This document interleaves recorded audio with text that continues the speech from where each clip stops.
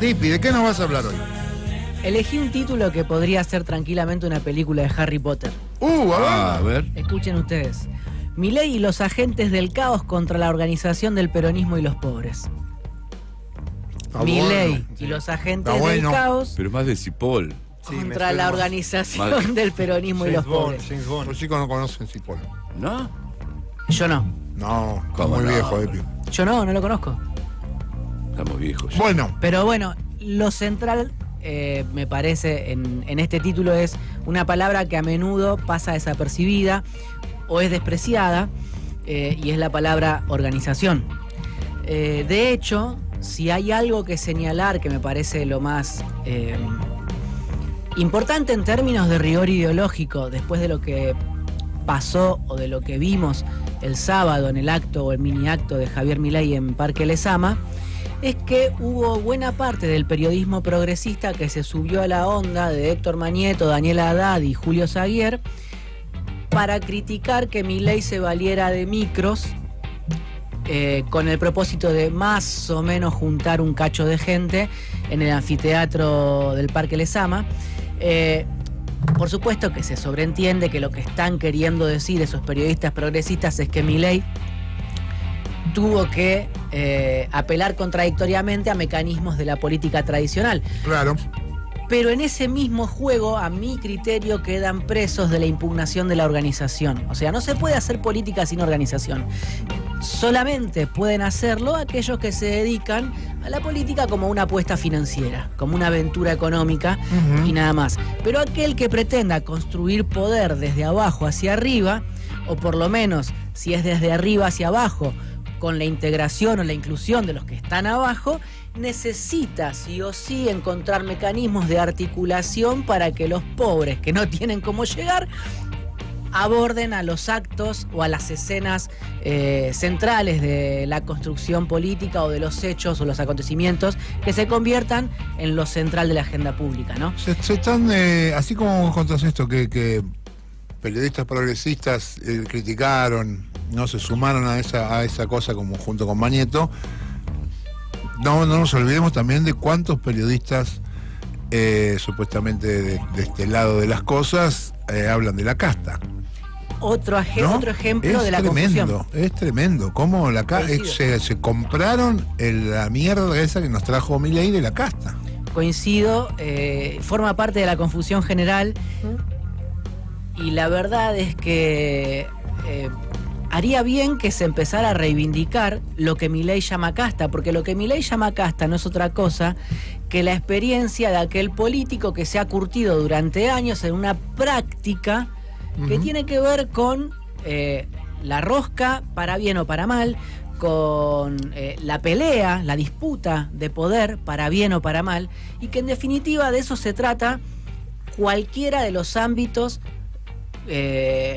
edificados por nuestra sociedad en la democracia. Es decir, en cualquier lugar donde se suponga que haya algún tipo de competencia o refriega para escalar o acumular posiciones y poder, bueno, efectivamente se va a producir que haya alguien que al prevalecer privilegie su propio entorno y a sí mismo o a otros, y eso es lo que Milei precisamente dice, esos son casta, esos son los que tienen privilegios, y señalar que Milei se valga de la casta para hacer política, yo creo que va en desmedro justamente de la reivindicación de lo que nos quieren quitar. Claro. Hay que tener mucho cuidado. Entonces, por eso es lo primero que señalaría de esta historia. Ya lo perdimos igual, risueña. Sí, pero lo de casta viste ya que está. yo vengo diciendo que va a pegar la vuelta y que en algún momento, como ocurrió a fines de los 90 o con la crisis del 2001, que fue precisamente cuando hubo una revitalización de las ideas políticas o de la restitución de la política y la puesta en escena de la política otra vez después de la frivolización de los 90, bueno, intuyo que esto también como una calecita va a pegar la vuelta y nos vamos a reencontrar con prácticas, tradiciones, pensamientos, preguntas que hoy por hoy parecen bastante enterradas en un subsuelo de la patria, vaya a saber uno dónde. Pero esta historia de hablar de Milei y los agentes del caos contra la organización del peronismo viene a cuento también porque justamente en los últimos días estuve leyendo un informe que se llama Apostar no es un juego. Es un informe de un grupo interdisciplinario de investigadores de distintas universidades que contó con el apoyo de partidos políticos de diversa índole, con ONGs, organizaciones sociales, gremiales y también con las universidades mismas donde estos investigadores se desempeñan. Están desde la UNCI o la UBA hasta otras del conurbano bonaerense, y este informe en realidad pone de relieve, a partir de una encuesta que se hizo entre mayo y julio de este año sobre 9.000 casos de jóvenes de entre 15 y 29 años, cómo es o cómo está impactando el flagelo de las apuestas online en adolescentes y en jóvenes. ¿Sí? Por supuesto que el informe es profundamente desalentador, negativo, da cuenta de cómo los pibes están enajenados en esta historia. Voy a leerles un cachito lo que arroja como saldo este informe. Y dice más o menos así: casi la totalidad de los adolescentes y los jóvenes consultados para este estudio, 9.000 casos en 24 provincias, en más de 300 municipios del país, casi la totalidad de ellos escucharon hablar de las apuestas online. El 40% apuesta actualmente. ¿40%? El 40% apuesta actualmente o apostó recientemente. 3 de cada 4 apostadores le dedican hasta 2 horas diarias a las apuestas. 3 de cada 4 apostadores creen que las apuestas pueden convertirse en una adicción, o sea, son conscientes de lo mal que les puede hacer. Un 30% de los apostadores ha experimentado ansiedad o estrés por el hecho de no haber podido realizar una apuesta.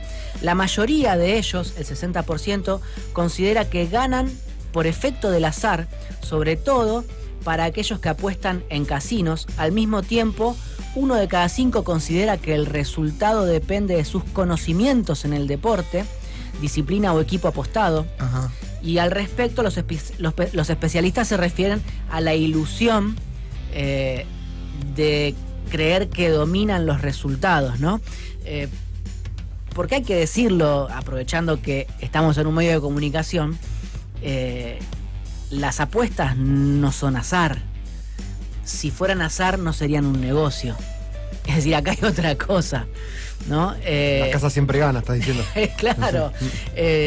Hay que entender eso también para desmontar justamente el peligro de caer en la ludopatía. La mejor manera es explicar que no es obra ni de tu conocimiento sobre el deporte ni de la carambola.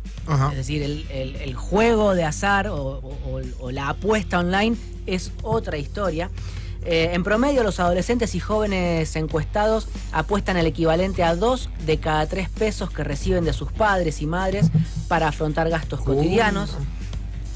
Bueno, la verdad es que es un informe de 113 páginas. Yo lo voy a pasar a el equipo de redes de La Patriada para que lo pueda postear, y los oyentes, en todo caso, si lo quieren leer, lo puedan visitar y consultar. Les voy a leer además los testimonios de algunos de esos chicos que respondieron las preguntas a este cuestionario elaborado por estos profesionales, y encontraron cosas como estas. Mi hermano más chico fue golpeado en la escuela por sus compañeros porque pedía plata para apostar y llegó un momento en el que no podía pagar. Esto lo dice una chica de 22 años. Un amigo perdió 50.000 pesos y estaba muy asustado por si se enteraban sus padres. Esto lo dice una chica de 17. Un chico de mi escuela le robó a la abuela y perdió un montón de plata. Esto lo dice un pibe de 18. Tuve conflictos con amistades por no querer prestarles dinero que me pedían para apostar. Esto lo dice una piba de 15 años. Mirando una peli con amigos, de repente uno que estaba apostando empezó a gritar, romper cosas y no lo podíamos parar, dice una flaca de 16. Me generó desesperación por haber perdido, dice un pibe de 17. Cuando perdés te cuesta dormir, te pones de mal humor. Otro chico de 18 años dice esto. Tengo amigos que le afanaron a sus viejos para apostar, me pone muy triste, dice una chica de 27. Bueno, insisto, tiene 113 páginas el informe y nació este informe a partir de la inquietud de docentes de Chivilcoy, provincia de Buenos Aires. Vos que decías que tenés ganas de irte a un pueblo del interior de la provincia. De ahí son los randazos, ¿no? Los randazos, los mañetos, bueno, y de hecho... El sobrino, los Corey, ¿cómo esto se llama lo toma, el sobrino? Pablo Casey, Juan Pablo Casey. Esto lo toma un concejal de Chivilcoy que escucha el testimonio de los docentes que ven con preocupación cómo los pibes estaban enajenados. En Chivilcoy. En Chivilcoy. ¿No? Vos decís, están que es un cazando distrito alejado, ranas, ¿no? o sea, situado a 180 kilómetros de la capital federal, o del obelisco, mejor dicho. Y, digamos, mis viejos y mi familia son de Chivilcoy, yo conozco Chivilcoy. Es una ciudad muchísimo más tranquila que la ciudad de Buenos Aires, ni comparación hay. Entonces, ahí pasaba esto, hasta ahí llegaba este flagelo de las apuestas online. Los docentes dieron aviso a su entorno como podían, lo toma un concejal de Chivilcoy, este concejal lo lleva a la provincia de Buenos Aires y a su vez se lo acerca a la diputada de Unión por la Patria, Constanza Alonso, que también es oriunda de Chivilcoy. Y termina escalando esto, ella es politóloga, se pone en contacto con colegas suyos y empieza a tramitar por pasillos universitarios este problema y terminan diseñando esta encuesta. ¿Por qué? Porque no hay datos oficiales sobre el consumo en Argentina o, digamos, el problema de las apuestas online en jóvenes. Este es el primer informe federal y es el más profundo que hay sobre la problemática, ¿no? Entonces, yo les decía, Milei y los agentes del caos contra la organización del peronismo y la pobreza, y ustedes se preguntan por qué carajo hablo de las apuestas online. Bueno, porque todo el tiempo nos estamos preguntando a quién le estamos hablando en esta radio o a quién le está hablando la política. Hace poco yo compartí con ustedes una pregunta mía sobre dónde estaba la lengua política o dónde había novedad en la política o cuáles eran las palabras de la política ahora que podían interpelar a la población que se ubica mucho más allá del sistema, es decir, donde el sistema no alcanza, un sistema que cada vez está más chiquitito o empequeñecido. Y lo que ocurre es que todos estos pibes suelen llegar al mundo de las apuestas online por la narrativa imperante de la plata fácil, que es algo que la historiadora Julia Rosenberg señaló hace poquito en un streaming diciendo el peronismo se quedó sin narrativa sobre la guita. Y ahí es donde yo, alguna vez fuera del aire con ustedes, compartía la inquietud de que tal vez el peronismo se quedó hablando de derechos y la derecha habló de guita. Y eso calzó justamente con una demanda o con una necesidad o una urgencia de sectores cada vez más amplios de la población que decían, ok, los derechos ya lo tengo, lo que me falta es guita. Claro. De hecho, hay una generación posterior a nosotros que desde muy chico, que está relacionado con este tema, se mueven los mercados. O sea, compra moneda virtual, vende moneda virtual, tienen 15, 16, 7 años.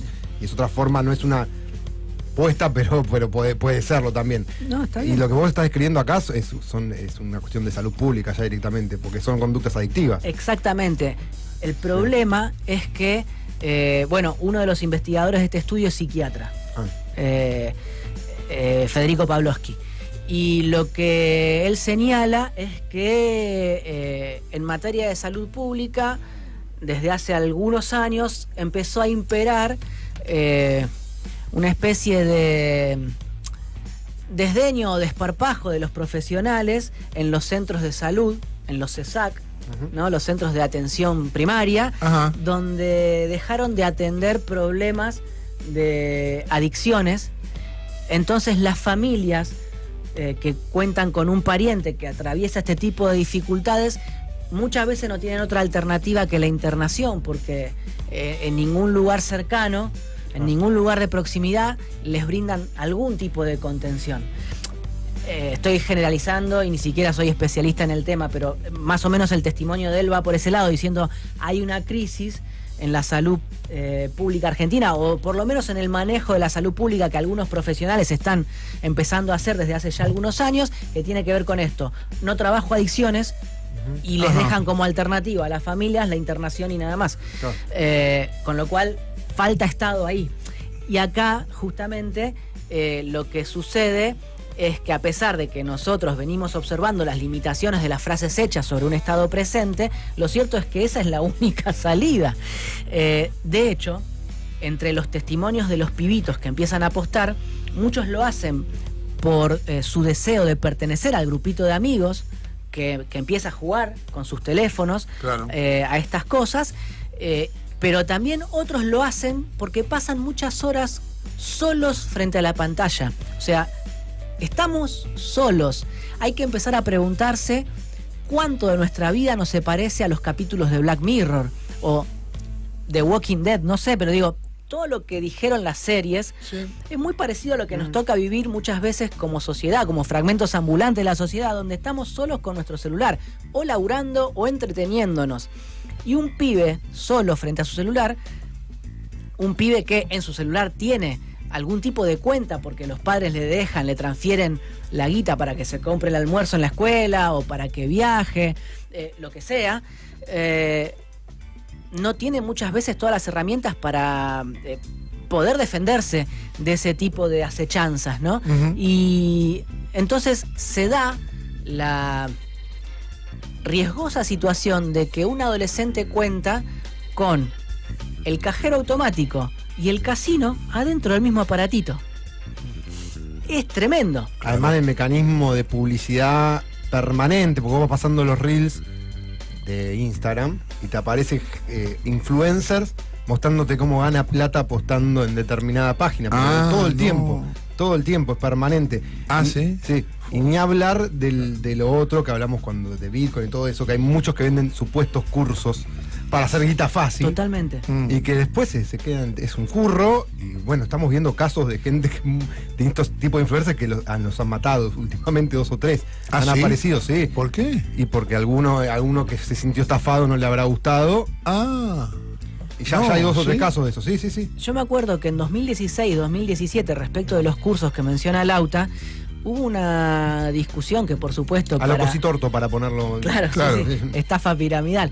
Pero hubo una discusión, para retomarlo en los términos en que lo planteó Barra hace un ratito, respecto de perder batallas, una discusión porque el macrismo impulsó un programa de educación financiera para las escuelas secundarias. Sí. Estamos hablando de 2016, 2017, algo que después se naturalizó y muchos militantes del campo popular empezaron a demandar este tipo de cursos, programas de formación, porque decían que era lo que necesitábamos. Ojo, yo no estoy impugnándolo de antemano porque de hecho... Sí, no sé si está bien o está mal. Tomo la pregunta que hice hace un rato respecto de que el peronismo tiene una narrativa sobre los derechos, pero no sobre la guita inmediata, por más que los derechos sean no solamente una materia simbólica, sino algo material. Pero lo cierto es que la guita fácil para los sectores populares que estaban cubiertos durante los gobiernos peronistas por una plataforma enorme de derechos, no estaba presente en el peronismo y por eso había quienes demandaban algún tipo de cursito o capacitación. Sobre si está bien o mal depende como sabor del tema, como todo, cuál es el objetivo. La realidad es que vivimos en un sistema de especulación financiera instaladísimo y no tenemos las herramientas para defendernos porque no tenemos conocimiento, entonces caemos en las trampas que nos meten. Si vos le explicás al pibe que en un casino nunca va a ganar guita, sí, o yo hasta me pondría ludista por momentos cuando escuchaba los testimonios que había sobre esta investigación y reventaría todos los celulares del mundo, la verdad, porque entro en un estado de ira como el que vos experimentaste ayer. No, claro, que yo pensé lo mismo. Yo en un momento de tu relato pensé, familia, ¿cómo hacemos para sacarle los celulares? Exactamente. ¿Cómo hacemos para que no manejen más celulares los pibes? Pero justamente esto de pasar tiempo solo frente a la pantalla, que no es nuevo, hablaba recién de Black Mirror o de The Walking Dead, donde estamos todos embotados o enajenados. No necesariamente tenés que ser un zombie para participar de un universo de Walking Dead. Podés estar nada más que un cachito atontado o apesadumbrado por la situación angustiante que te toca vivir. Claro, de eso se trata la enajenación, ¿no? Como concepto. Pero lo cierto es que todo este tipo de mecanismos contribuyen con el aislamiento que estamos experimentando, y esto se agudiza, se profundiza cada vez más. Lo que describimos sobre los votantes promedio de Milei durante bastante tiempo es producto de todo esto también, ¿no? De la incorporación de estos dispositivos a la vida cotidiana. O sea, vivimos en entornos digitales y cada vez percibimos menos otras dimensiones de esos entornos que supimos habitar de otra manera. Mira, hace un tiempo, no sé si lo comenté acá, pero un militante,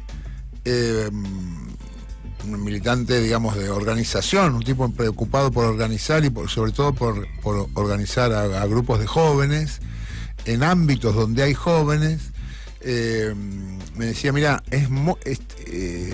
no sé qué hacer para no sabemos cómo hacer para reunirlos, para juntarlos, para generar actividades, para hablarles, para que hablen. Me dice, porque son una generación que no se junta a tomar birra. Claro, no se comunica. No es que, ¿entendés? No comparte. Vos lo querés juntar a militar, a un plenario, diría Marcelo. Sí. Hablemos de política, o hablemos de lo que nos pasa, no sé. Hablemos de lo que pasa en el barrio. Los tipos no se juntan ni a boludear. No, que ahí había una base, por lo menos. Bueno, nos juntamos a hablar boludeces y a tomar una cerveza. A jugar al metegol. Aunque sea. El problema es que no se pueden juntar si no hay un aparato que los medie. Porque por ahí juegan videojuegos online con sus amigos, pero hay una pantalla en el medio. Sí. Y es una forma de reunión, pero cara a cara cambia. Pero todo esto que está diciendo, Ipi, a mí me llama mucho la atención el tipo de discurso que se está instalando en esta venta. ¿Sabés la cantidad de propaganda en Instagram de estos influencers que dicen la universidad no va a existir más en el futuro? No necesitamos más estudiar. Bien. Pero me crucé 1 millón de esos, ahora lo que querés saber vos es nada más cómo moverte en el mercado, comprar acciones, vender acciones financieramente. La universidad no va a existir más, no sirve para nada. Sí. Pero así 1 millón de influencers de estos, Pero súper pertinente lo que decís, y lo agradezco porque voy camino a eso. O sea, esta idea que estoy compartiendo con ustedes apunta al objetivo de Milei de destruir la universidad pública. ¿Por qué? Porque en este informe, o de este informe, otra de las cosas que se desprenden de Apostar no es un juego, es que vos tenés que pensar en qué contexto se da la búsqueda de la salida con plata fácil para los jóvenes de hoy, que insisto, o aclaro en todo caso porque me parece que no lo dije, es súper transversal, el mundo de las apuestas online. No es que solamente juega en este tipo de aplicaciones el pibe de clase media alta. Los sectores populares juegan y mucho. Se juegan mucha plata en esto. Y de hecho, en ellos representa muchísimo y más ahí porque hace mucho más daño, la proporción de sus ingresos es menor. Pero lo cierto es que si vos contextualizás este problema social en un contexto más general, en el país, como lo tenemos o como lo estamos viviendo, donde tenés más de la mitad de la población bajo la línea de pobreza y donde el 70% de los adolescentes son pobres y donde 2 de cada 3 estudiantes universitarios son pobres, lo que sacás como conclusión es que la universidad tampoco te salva. ¿A dónde apunta la narrativa de Milei? O del mileísmo, de la derecha, de los libertarios. A que no te sirve de nada el encuentro con amigos, la construcción colectiva, la producción colectiva de conocimiento científico, porque si vos sabés un cacho de fútbol, más o menos le apostás a cuántos córner va a haber en el partido y capaz que apostás 10 pesos y sacás 100. Por decirlo muy burdamente, no participo de ese universo, estoy diciendo cosas que me dicen algunos que han apostado. No, pero Pero juegan a eso. Y en ese mundo, la universidad no tiene sentido para esos sectores que incluso han accedido bajo la proliferación de facultades y universidades públicas durante el kirchnerismo a que sus hijos ingresen por primera vez a la universidad pública y que sin embargo ven que igual son pobres. La transferencia de riqueza que se produjo en los últimos años hacia los jugadores más concentrados de la economía hace que cualquier proyecto de vida carezca de sentido bajo la concepción nuestra, bajo la cual crecimos o la cual defendemos todavía. contra eso estás peleando. Ese es el agente del caos. O sea, Clarín, La Nación, Infobae, puteando a Milei porque lleva a la gente en micros a un acto de mierda, pero al mismo tiempo cimentando todo el tiempo con publicidad cruzada en sus propios medios de apuestas online a que se dediquen a eso. Y acá entra un dato recontra importante que yo tenía, yo con esto cierro, pero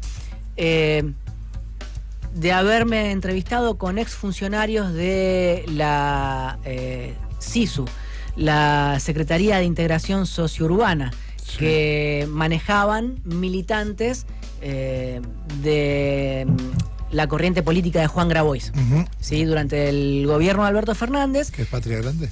Sí, pero durante el gobierno de Alberto Fernández lo que sucedió es que esa secretaría se nutrió con fondos del aporte solidario extraordinario. Se creó durante el macrismo, pero estuvo sin plata durante el macrismo, y después de 2020, con la sanción del aporte solidario y extraordinario, se nutrió de fondos esa secretaría y se urbanizaron villas, se hicieron obras en barrios carenciados.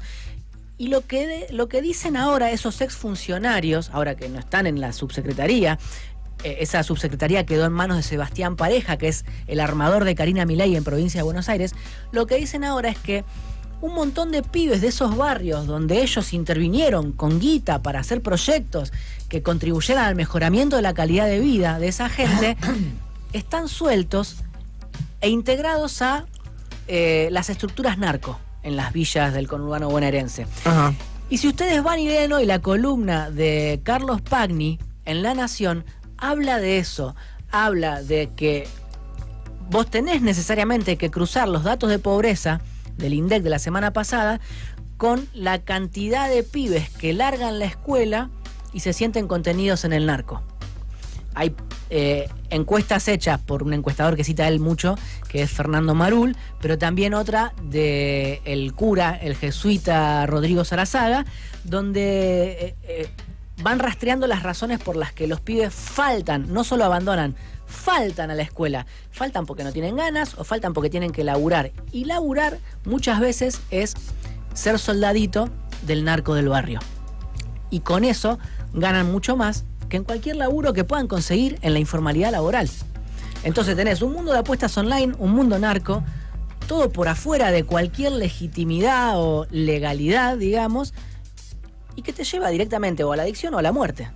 Todo eso fomentado desde, como decías vos, bueno, desde el gobierno nacional y desde los medios de comunicación más importantes y desde las corporaciones más importantes, ¿no? Sí, eso es lo loco, o sea, todo eso se va está empujado. Sí. Sí, todo está relacionado con el retiro del Estado. Perdón, totalmente. El otro día me escuchaba al Pitu Salvatierra hablando de esta problemática, ¿no? De que donde el Estado se retira en los barrios populares, ingresa el narco a suplir al Estado. Entonces, pues ahí le financia la fiesta de 15 a la nena, le da plata porque no tenés para comer, y bueno, lo como hizo Pablo Escobar, básicamente. El narco te resuelve lo que el Estado no. Sí. Bueno, Dipi, nos vamos con esta pregunta. ¿Nos tenemos que volver luditas? Capaz que sí. Vamos a escuchar un poco de música, Gonza. Dale, gracias.